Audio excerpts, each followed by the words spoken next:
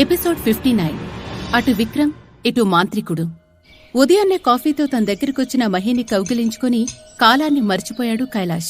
అలా కొంతసేపున్న తర్వాత రాత్రి కనిపించిన విక్రమ్ డెడ్ బాడీ కలలన్నీ మర్చిపోయావా? ఇప్పుడు బాగానే ఉందా అని అడిగింది మహి. ఆ మాటలతో మళ్లీ ఈ లోకంలోకొచ్చిన కైలాష్ టక్కున లేచి నిలబడి ఇప్పుడు టైమెంతా అన్నాడు. నేను కాఫీ తెచ్చేటప్పుడు 10 అవుతోంది. ఏమైంది అంత కంగారు పడుతున్నావు? ఎందుకు కైలాష్ అంది మహి.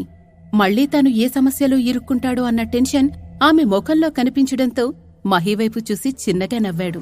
ఇది నా ప్రాబ్లం కాదు విక్రమ్కేం కాకూడదని ముందు జాగ్రత్త తీసుకుంటున్నాను అంటూ తన మొబైల్ తీసుకుని ఆన్ చేశాడు.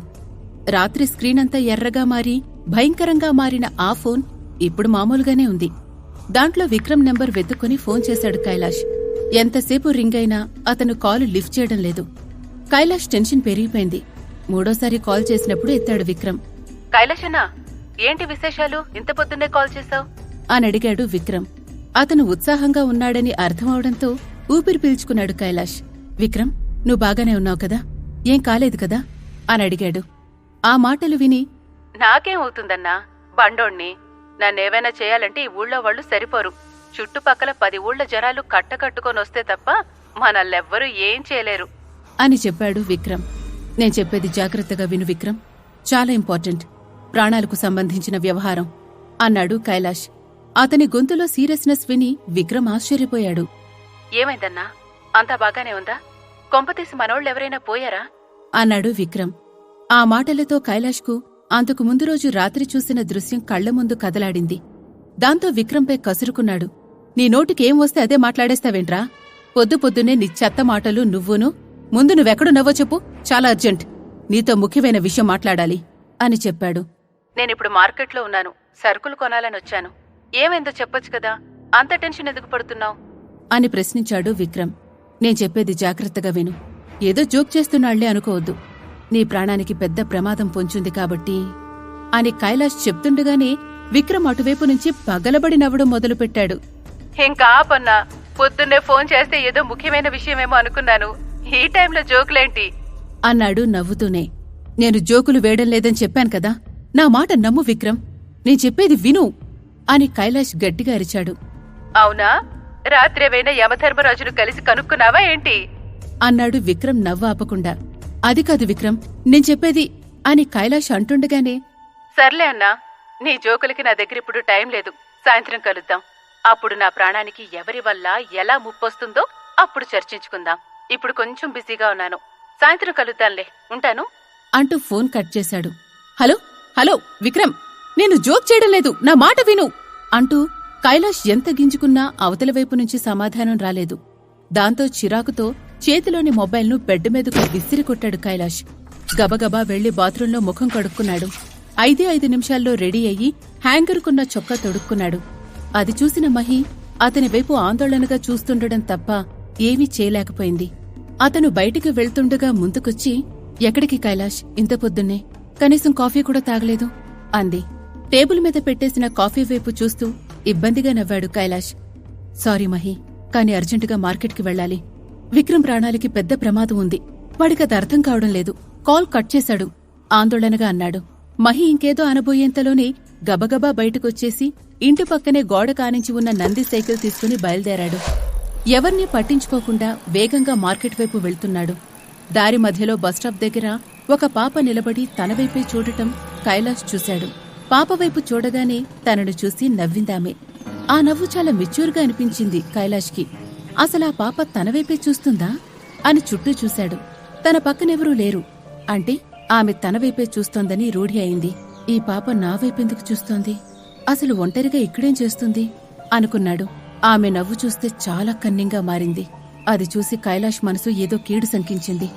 సైకిల్ ఆపేసి పాప దగ్గరికి వెళ్లాడు. బలవంతంగా నవ్వు తెచ్చుకుని, ఎవరు పాపా నువ్వు? నా వైపు చూసి అలా ఎందుకు నవ్వుతున్నావు అని అడిగాడు. నువ్వు విక్రమ్ని కాపాడడానికి వెళ్తున్నాను అనుకుంటున్నావా? లేదు, అతన్ని చంపడానికి వెళ్తున్నావు. గతంలో జీవితాలున్నాయి, కాని ప్రస్తుతం చావు తప్ప మరొకటి లేదు. ఇక నీ ఇష్టం అని ఆ పాప అతన్ని చూస్తూ అంది. ఆమె గొంతు చాలా పెద్ద వయసున్న మహిళ గొంతులా అనిపించింది కైలాష్కి. దానికి తోడు ఎక్కడో ఆ గొంతు విన్నట్లనిపిస్తోంది. కాని ఎక్కడో గుర్తురాలేదు. గట్టిగా ఆలోచిస్తే చిత్రలేఖ తనపై దాడి చేసినప్పుడు ఆమె గొంతు కూడా అచ్చం ఇలాగే ఉంది. అది గుర్తుకు రాగానే ఆ పాప వైపు ఆశ్చర్యంగా చూశాడు. అప్పటికే ఆ పాప కళ్ళు ఎర్రగా మారిపోయాయి. అతని వైపు కోపంగా చూస్తోంది. అది చూసి షాకైన కైలాష్ టక్కున లేచి నిలబడి 2 అడుగులు వెనక్కి వేశాడు. ఆ వెంటనే పాప కళ్ళు మామూలుగా మారిపోయాయి. అమాయకంగా తన వైపు చూసి నవ్వుతున్న పాపను చూసి తను కూడా నిస్సహాయంగా నవ్వి వెనక్కి తిరిగాడు కైలాష్. నేను టైంకి విక్రమ్ దగ్గరికి వెళ్లకుండా ఆపడానికి ఎవరో ట్రై చేస్తున్నారు. మళ్లీ విక్రమ్కేవైనా అవుతుందేమో అనుకుంటూ వేగంగా సైకిల్ తొక్కడం మొదలుపెట్టాడు. విక్రమ్ని కాపాడాలని కైలాష్ ఆరాటపడుతున్న సమయంలో పక్క ఊళ్ళో భైరవిని బంధించడానికి క్షుద్రపూజలు చేస్తున్న మాంత్రికుడు ఎక్కడికో వేగంగా వెళ్తున్నాడు. అడవిదారిలో నడుస్తూ తనలో తానే పెద్దగా మాట్లాడుకుంటున్నాడు. అసలు ఆ అఘోరా బాబా నా పగ తీర్చుకోవడానికి సాయం చేయాలని అనుకుంటున్నాడా? మొన్న పెద్ద పూజ చేశాం. ఆ తర్వాత ఏం చేయాలో తెలియాలంటే నా శిష్యుణ్ణి కలువు అని చెప్పి ఇక్కడికి పంపాడు అన్నాడు చిరాగ్గా. అంతలోనే భైరవి తన చేతుల్లో నుంచి తప్పించుకోవడం, కైలాష్ వచ్చి ఆమెను కాపాడటం గుర్తొచ్చింది. ఈ మంత్రాలు నేర్చుకుంటే ఖచ్చితంగా భైరవిని బంధించగలుగుతాను. దానికోసం ఎంత తలవంచాల్సొచ్చినా, ఎన్ని అవమానాలు ఎదురైనా నేను భరిస్తాను. కాని నాకు కొత్త శక్తులు నేర్పించడానికి ముందు నా శక్తులు పరీక్షించాల్సిన అవసరమే ఉంది. ఈ అఘోరాలు ఎలా ఆలోచిస్తారో కూడా నాకు అర్థం కావడం లేదు అనుకుంటూ తన ఆలోచనల్లో మునిగిపోయి ముందుకు సాగుతున్నాడు. కొంత దూరంలో ఒక గుహ కనిపించటంతో ఆగాడు. ఆ గుహలోనే తన దగ్గర విద్య నేర్చుకున్న వ్యక్తి ఉన్నారని అఘోరా చెప్పాడు. దాన్ని చూడగానే మాంత్రికుడి కళ్లల్లో ఒక మెరుపు కనిపించింది. అవి ఎలాంటి శక్తులైనా సరే అన్నీ నేర్చుకుంటాను. ఎలాగైనా నా పగ తీర్చుకొని తీరతాను. భైరవి, నువ్విక రోజులు లెక్క పెట్టుకో. ఒక్కసారి నాకు ఈ శక్తులొచ్చాయంటే నీకు మూడినట్లే అంటూ గుహలోకి వేగంగా వెళ్లబోయాడు. కాని గుహలో నుంచి బలంగా వీస్తున్న గాలులు అతన్ని వెనక్కి నెట్టేయడం మొదలుపెట్టాయి. ఆ గాలికి వెనక్కి వెళ్లి దాదాపు ఆ కొండ కిందికి పడిపోబోయాడు. బలవంతంగా నిలదొక్కుని గుహవైపు చూశాడు. ఇక్కడ నన్ను ఆ అఘోర పరీక్షిస్తున్నట్లుంది. ఈ పరీక్షలో నెగితేనే నాకు కావలసిన శక్తులు నేర్పిస్తారనుకుంటా. ఏం జరిగినా సరే నేను విజయం సాధించి తీరుతాను అంటూ మరోసారి బలంగా ముందుకు వెళ్లడానికి ప్రయత్నించాడు. కాని కుదర్లేదు. అప్పుడే అతనికి మంచి ఆలోచనొచ్చింది. వెంటనే నేలపై బోర్లా పడుకుని పాకుతూ ముందుకొచ్చాడు. అలా పాకుతూ అతను గుహను చేరుకునేసరికి శరీరం నిండా గాయాలయ్యాయి. వాటిని పట్టించుకోకుండా గుహలోకి చేరుకోగానే లేచి నిలబడబోయాడు. అప్పుడే కాలు జారడంతో పెద్ద చప్పుడు చేస్తూ ఎదురుగా ఉన్న చిన్న నీటి మడుగులో పడిపోయాడు. సడన్ గా నీళ్లల్లో పడిపోవడంతో ఉక్కిరిబిక్కిరైపోయిన అతను కాసేపటికి తేరుకొని నెమ్మదిగా ఈదుతూ ముందుకు వెళ్లాడు. ఆ మడుగులో నుండి బయటకొచ్చేసరికి అతని ఎదురుగా ఒక భారీ ఆకారంలో ఒక జీవి కనిపించింది. పుస్తకాల్లో చదువుకునే ఆదిమానవుళ్లా ఉన్నాడా వ్యక్తి. జుట్టంతా ఎండిపోయి పెచ్చులు కట్టింది. శరీరమంతా మట్టి కొట్టుకుపోయింది. ఏదో ఎలుగుబంటిలా ఉన్నాడతను. అతన్ని మాంత్రికుడు ఆశ్చర్యంగా చూస్తుండగానే ఆ వ్యక్తి వెనక్కి తిరిగాడు. నువ్వు కూడా ఇక్కడికొచ్చావన్నమాట. పగ తీర్చుకోవడం కోసం ఎంత దూరమైనా వెళ్తావు కదూ. నీ కళ్లల్లో పగ తీర్చుకోవాలనే కోరిక బలంగా ఉంది. కాని అది మర్చిపో. ఇదే నేను నీకిచ్చే సలహా. నీకు పూర్తిగా తెలియని విషయాలతో అనవసరంగా పెట్టుకుని ప్రాణం మీదకి తెచ్చుకోవడం వివేకం కాదు. ఆమెను బంధించాలనే ఆలోచనే వదిలే. నీ కోపాన్ని పక్కన పెట్టేసి ప్రశాంతంగా నీ బతుకు నువ్వు బతుకు అని సలహా ఇచ్చాడు ఆ అఘోరా శిష్యుడు. ఆ మాటలు వినగానే బోర్లా పడుకుని అతనికి సాష్టాంగ నమస్కారం చేశాడు మాంత్రికుడు. కళ్ల వెంట నీళ్లు తిరుగుతుండగా, నా విన్నపాలన్నీ వృధా చేయకండి బాబా, మీకు దండం పెడతాను. ఆ పిశాచాన్ని బంధించడమే నా జీవిత లక్ష్యం. మీరే నాకెలాగైనా సాయం చేయాలి అన్నాడు చేతులు జోడించి. అది చూసిన అఘోరా శిష్యుడు తాను విఫలమైనట్లు నిరాశగా చూశాడు. మాంత్రికుడు ఆ గుహలో ఉన్న సమయంలోనే త్రిశూలపురం అంతా మధ్యాహ్నం ఎండకు వేడెక్కింది. మార్కెట్లో కావలసిన సరుకులన్నీ తీసుకున్న విక్రమ్ బియ్యం బస్తాను సైకిల్కి కట్టుకుని చల్లగా ఒక సోడా తాగి సైకిలెక్కాడు. కైలాష్ తనకి ఫోన్ చేసి హెచ్చరించిన సంగతి అతనికి గుర్తుంది. కాని కైలాష్ ఏదో జోక్ చేశాడనే ఉద్దేశంతో ఆ వార్నింగ్ ని పెద్దగా పట్టించుకోలేదతను. అందుకే ట్రాఫిక్ తక్కువగా ఉండటమే కాకుండా చల్లగా కూడా ఉంటుందని అడవిదారులు ఇంటికి బయలుదేరాడు. అయినా పొద్దున్నే కైలాష్ ఫోన్ చేసి అంత మాట అనేసాడేంటి? నిద్రలేవగానే నాతో ఇలా జోక్ చేసినట్లున్నాడు అనుకుంటూ ముందుకు వెళ్తున్నాడు. కొంత దూరం వెళ్లగానే అతని సైకిల్ సడన్ గా ఆగిపోయింది. బలంగా గాలులు వీచడం మొదలయ్యాయి. వాతావరణం మారిపోయింది. ఆకాశం నిండా నల్లటి మేఘాలు కమ్మేశాయి. అదే సమయంలో ఆ ప్రాంతం మొత్తం ఘాటైన మల్లెపూల పరిమళంతో నిండిపోయింది. ఏంటిది, ఎంత మంచి సువాసన ఇక్కడెక్కడి నుంచొస్తోంది అంటూ తల పైకెత్తి ఆకాశం వైపు చూశాడు విక్రమ్. అదేంటి, వాతావరణం ఉన్నట్టుండి ఎలా మారిపోయింది? వర్షం పడబోతుందా ఇంటి కొంపతీసి అనుకున్నాడు. బియ్యం తడిసిపోతాయనే భయంతో ముందు సైకిల్ ఎందుకు ఆగిందో చెక్ చేశాడు. ఎలాంటి ప్రాబ్లం కనిపించలేదు. మరి సైకిల్ ఎందుకు ఆగిపోయింది అని అనుకుంటుండగానే దూరం నుంచి గజ్జెల చప్పుడు తన వైపు రావడం అతనికి తెలిసింది. అడవిలో నుంచి గజ్జెల చప్పుడు రావడమేంటి అనుకున్నాడు విక్రమ్.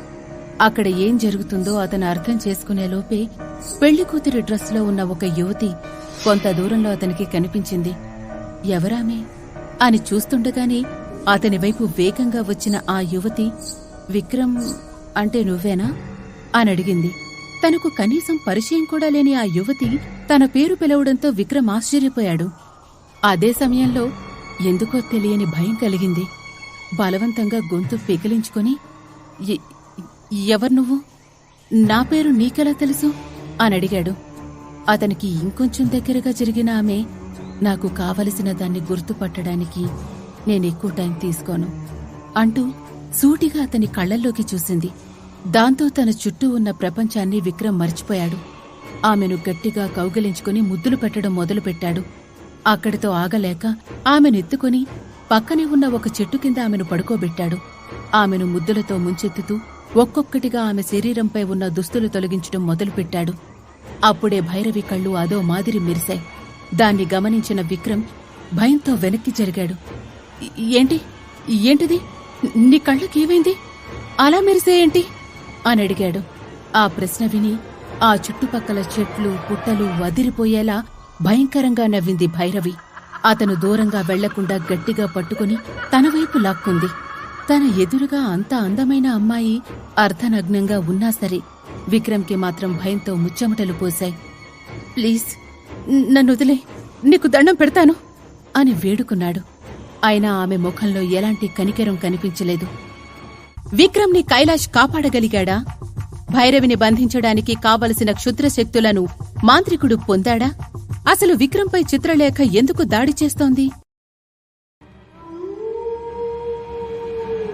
ఎపిసోడ్ 60 బయటపడ్డ అపర్ణ రహస్యం. కైలాష్ అనుమానించినట్లే విక్రమ్పై భైరవి దాడి చేసింది. అడవిదారి గుండా ఇంటికి తిరిగి వెళ్తున్న అతనిపై ఆమె దాడి చేసింది. అదే సమయంలో ఒక చిన్న పిల్ల రూపంలో కనిపించి కైలాష్ని అడ్డుకుంది. పాప దగ్గర్నుంచి వచ్చేసిన తర్వాత వేగంగా పెడల్స్ తొక్కుతూ వస్తున్నాడు కైలాష్. ఆ టైంలోనే ఇంట్లో ఉన్న మహీతో నంది ఏదో మాట్లాడుతున్నాడు. ఉదయం నిద్ర లేవగానే కనీసం కాఫీ కూడా తాక్కుండా కైలాష్ బయటికి వెళ్లిపోయాడని నంది కంగారుపడ్డాడు. ఈ ఊరి వాళ్లని కాపాడాలనుకుంటూ కైలాష్ పిచ్చివాడైపోతాడేమో అని భయమేస్తోంది. అసలు తనకేమైందో తెలియడం లేదు. కాసేపు ఎవరో గతం నుంచి ఫోన్ చేశారంటాడు. గతంలోకి వెళ్లాలా వద్దా తెలియడం లేదంటాడు. కైలాష్కి ఏమైనా అవుతుందేమో అని నాకు చాలా భయంగా ఉంది అన్నాడు తలపట్టుకుని కూర్చుంటూ. మహీ కూడా కైలాష్ గురించి చాలా కంగారు పడుతోంది. తన అన్నయ్య కూడా అంతలా టెన్షన్ పడ్డం చూసి అతని పక్కన కూర్చొని భుజంపై చెయ్యి వేసింది. అన్నయ్య, నువ్వు కోప్పడినంటే ఒక్క మాట చెప్తాను అంది. ఆమె వైపు చూసిన నంది, నీమీదెందుకు కోప్పడతాన్రా, చెప్పు అన్నాడు. కైలాష్ మనసు మళ్లీ ప్రశాంతంగా చేయటానికి మనకొకరు సాయం చేయగలరన్నయ్య. ఈ మధ్యనే ఆమెతో నాకు పరిచయమైంది అని పెద్ద రహస్యం బయటపెట్టింది మహి. ఆ మాటలతో నందికి కూడా కొంత ఆశ కలిగింది. ఎవరు మహి? మనకి ఈ విషయంలో సాయం చేసి కైలాష్ని మళ్లీ మామూలు మనిషిని చేస్తే వాళ్లకి చాలా రుణపడిపోతాం. ఎవరు వాళ్ళు అని అడిగాడు ఆత్రంగా. ఊళ్ళో ఈ మధ్యనే నాకామె కనిపించింది. తన పేరు అపర్ణ అని చెప్పింది మహి. అపర్ణ పేరు వినగానే నంది ఒక్కసారిగా ఉలిక్కిపడ్డాడు. మహి వైపు చూడలేక తల తిప్పుకుని దగ్గు నటిస్తూ పక్కనే ఉన్న చెంబు తీసుకుని మంచినీళ్లు తాగాడు. మహి చెప్తోంది తన భార్య గురించేనా అని నందికి అనుమానం కలిగింది. తన డౌట్ క్లియర్ చేసుకోవాలని నిర్ణయించుకున్నాడు. అందుకే అసలు అపర్ణ ఎవరో తనకు తెలియనట్లే నటించాడు. అపర్ణ అంటే ఎవరు మహి? మీ ఇద్దరూ ఎక్కడ కలిశారు? తను మనకు సాయం చేయగలదని ఎందుకనుకుంటున్నావు అని అడిగాడు. మొన్న మనసు బాగోలేకపోతే గుడికి వెళ్లాను. అక్కడే తను కనిపించింది. నా మాటలు విన్న తర్వాత ఈ మంత్రాలు పిశాచాల గురించి చాలా బాగా చెప్పింది. ఇలాంటి విషయాల గురించి తనకి చాలా బాగా తెలుసు. అందుకే తన సాయం అడుగుదామని అంటూ నంది ముఖంలో రంగులు మారడం చూసి గొంతు తగ్గించి తలదించుకుంది మహి. నీకు నమ్మకం లేకపోతే వద్దులే అన్నయ్య, వదిలేద్దాం అని బలవంతంగా నవ్వు తెచ్చుకుంటూ చెప్పింది. ఆమె తలపై చెయ్యి వేసిన నంది తను కూడా నవ్వుతూ, నువ్వెళ్ళి బ్రేక్ఫాస్ట్ చేతల్లి, నాకు కొంచెం పనుంది, బయటికి వెళ్ళాలి. నీ ఆరోగ్యం కూడా చాలా ముఖ్యమని గుర్తుంచుకో. ఈ అపర్ణ గురించి మనం తర్వాత తీరిగ్గా కూర్చొని మాట్లాడుకుందాం, సరేనా అన్నాడు. మౌనంగా తల ఊపుతున్న మహిని చూసి అతని మనసు బాధగా అనిపించింది. అందుకే మహి వైపు చూస్తూ, తను మనకు సాయం చేయగలిగితే అడుగుతానులే, ఆ విషయంలో అనుమానమే లేదు. కాకపోతే నాకు కొంచెం అర్జెంటు పనుంది అంతే, దీని గురించి మళ్ళీ ఖచ్చితంగా మాట్లాడుకుందాం అని చెల్లెలికి ధైర్యం చెప్పాడు. దాంతో మహి మనసు కొంచెం కుదుటపడింది. అన్నయ్యకు తనపై కోపం రాలేదని సంతోషించింది. నిజానికి నంది కోపంతో రగిలిపోతున్నాడు. కాని అది మహి మీద కాదు, అపర్ణ మీద. తను ఈ పూజలు మంత్రశక్తులు అన్నీ వదిలేయాలని ఎంత గట్టిగా చెప్పినా వినకుండా, తనకి తెలియకుండా మహితో ఈ విషయాలెందుకు మాట్లాడినట్టు అనే ఆలోచనే అతని రక్తాన్ని మరిగిస్తోంది. అపర్ణ, నాకు తెలియకుండా ఇంకా ఏం చేస్తున్నావ్ అనుకున్నాడు. మహి, నంది ఇద్దరూ అపర్ణ గురించి మాట్లాడుకుంటున్న సమయంలో చెమటలు కక్కుతూ సైకిల్ తొక్కుతున్నాడు కైలాష్. మార్కెట్కు చేరుకొని అంతా వెతికినా ఎక్కడా అతనికి విక్రమ్ కనిపించలేదు. దాంతో కైలాష్ టెన్షన్ పెరిగిపోయింది. తనకు ఎదురైన ప్రతి వారిని విక్రమ్ కనిపించాడా అని అడుగుతూ ముందుకెళ్లాడు. కొంతమంది సమాధానం చెప్తే మరికొందరు కైలాష్ని చూడగానే ముఖం తిప్పుకున్నారు. ఎన్నిసార్లు విక్రమ్కి ఫోన్ చేసినా ఫోన్ ఎత్తలేదు. మార్కెట్ చివరి వరకు వచ్చినా విక్రమ్ కనిపించలేదు. మరోసారి మొబైల్ తీసి విక్రమ్కి ఫోన్ చేశాడు. 2 రింగులవ్వగానే ఎవరో ఫోన్ ఎత్తడంతో హమ్మయ్యా అనుకున్నాడు కైలాష్. విక్రమ్, విక్రమ్, ఎక్కడున్నా నువ్వు? నీకోసం మార్కెట్ మొత్తం వెతుకుతున్నాను. నేనిందాక చెప్పింది జోక్ కాదు, నిజంగానే నీ ప్రాణానికి ముప్పుంది. అసలెక్కడున్నావో చెప్పు, నేనొస్తాను అన్నాడు కైలాష్. అతని మాటలు విన్న వెంటనే అవతలి వైపు నుంచి ఒక క్రూరమైన నవ్వు వినిపించింది. అది వినగానే కైలాష్ మనసు కీడు శంకించింది. ఏదో అనబోయేంతలోనే కైలాష్ అంటూ ఫోన్లో ఒక మహిళ కంఠం వినిపించింది. అది మధుమిత గొంతి అని గుర్తుపట్టిన అతని గుండె వేగంగా కొట్టుకుంది. హలో, ఎవరు ఎవరు మాట్లాడేది? విక్రమ్ ఎక్కడా? విక్రమ్, విక్రమ్ అంటూ ఫోన్లో అరిచాడు. అతని టెన్షన్ను పట్టించుకోకుండా, విక్రమ్ను కాపాడదామని అనుకున్నావా? చెప్పాను కదా, నువ్వెవ్వర్నీ కాపాడలేవు. నీ ప్రస్తుతమంతా చావులతోనే రాసి ఉంది. గతంలోకి వస్తేనే అది మారుతుంది. ఇప్పుడు మళ్ళీ ఇంటికి వెళ్ళు, నీ గదిలో చూసుకో, అక్కడ నీకోసం ఒక పెద్ద బహుమతి పెట్టాను అంది మధుమిత. ఆమె మాటలు విని కైలాష్ భయం రెండింతలైంది. ఏముంది నా గదిలో? ఆనంతలోనే కాల్ కట్టయింది.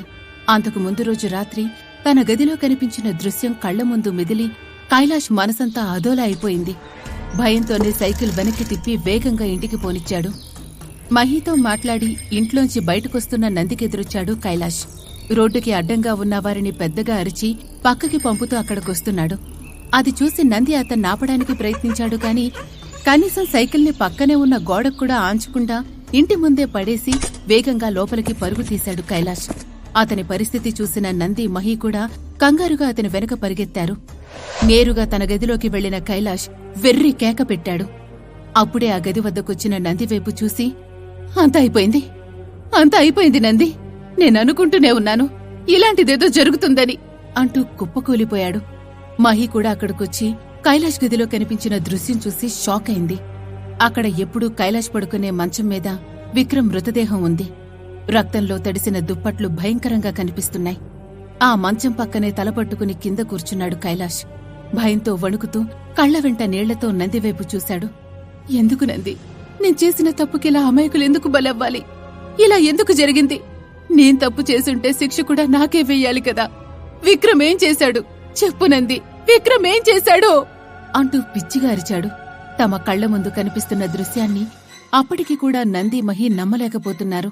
అంతకు ముందు రోజు రాత్రి కైలాష్ అదే విషయం చెప్తే అదంతా అతని భ్రమాన్ని కొట్టిపారేశారు. కాని ఇప్పుడదే జరిగింది. దీనికి సమాధానం ఏం చెప్పగలరు వాళ్ళిద్దరూ? అంటే కైలాష్ది భ్రమ కాదు, అతని మాటలు తాము నమ్మలేదంతే. ఆ మాట మనసులోకి రాగానే వాళ్ళిద్దరూ కైలాష్ వైపు సూటిగా చూడలేకపోయారు. అందుకే మౌనంగా తలలు దించుకున్నారు. మంచం మీదున్న విక్రమ్ డెడ్ బాడీని చూసిన ప్రతిసారి తనదే తప్పు అనే భావన కైలాష్ మనసుని తొలిచేస్తుంది. నిన్న రాత్రి మధుమిత చెప్పింది విక్రమ్ని చంపేస్తానని. నేనే పిచ్చోళ్లని నమ్మలేదు. ఇప్పుడు నిజంగానే చంపేసింది అనుకుంటున్నాడు. అతని కళ్ల వెంట నీళ్లు ఆగడం లేదు. తన వల్ల ఒక అమాయకుడు చనిపోయాడనే నిజాన్ని అతని మనసు జీర్ణించుకోలేకపోతోంది. అసలు నేనిక్కడికి రాకుండా ఉండాల్సింది. వచ్చిన ఊళ్ళో నుంచి వెళ్లిపోమని చెప్పినప్పుడే వెళ్లిపోవాల్సింది. కాని చిత్రలేఖ కోసం ఉండిపోయాను. ఇప్పుడు తన కథ తెలిసింది కాని సమస్య తీరలేదు. దానికి తోడు నా వల్ల ఇలా అమాయకులు చనిపోతున్నారు. ఆ రోజు అసలు భైరవి చేతిలో నేను చనిపోయి ఉన్నా పోయేది. అప్పుడు విక్రమ్కిలా జరుగుండేది కాదు అని బాధపడ్డాడు. కైలాష్ని చూసిన నంది తన స్నేహితుడికేమవుతుందో అని భయపడ్డాడు. కైలాష్ భుజంపై చెయ్యి వేసి, కైలాష్ కామ్ డౌన్. పిచ్చి పిచ్చి ఆలోచనలు చేయకు. ఈ ఊళ్ళో వాళ్లు బాగుండాలనే కదా నువ్విదంతా చేసింది. లేదంటే నీ ఇష్టానికి హైదరాబాద్ వెళ్లిపోయి హ్యాపీగా అక్కడే ఉండిపోయేవాడివి కదా. ఇక్కడే ఉండి నీ ప్రాణాలకి తెగించి కాలభైరవ ఆలయం చుట్టూ తిరిగేవాడివి కాదు.